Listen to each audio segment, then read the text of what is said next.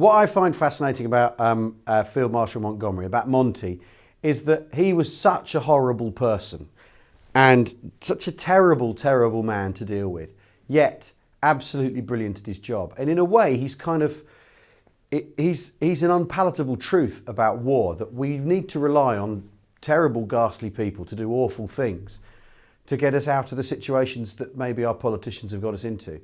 And he sort of, he has been maligned by historians, but I'm fascinated by the man, and I'm fascinated the idea that we maybe look past the terrible things he did to understand him. He's crazy as well, really eccentric. What difficulties would a land war, mobilisation for a land war cause now? Well, I don't know. I spoke to a lot of veterans when we made the Road to Berlin programme that comes up in the book again and again.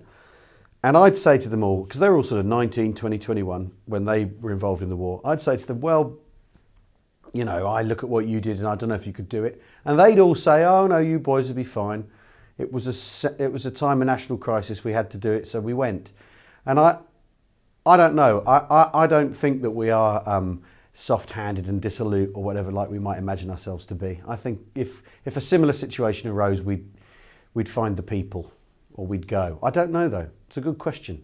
Oh, if there were national service or conscription, I'm a natural born coward is the truth. I'm a cowardly person, a cowardly lion, and I think I'd have made a woeful soldier. I think I'd be just terrible.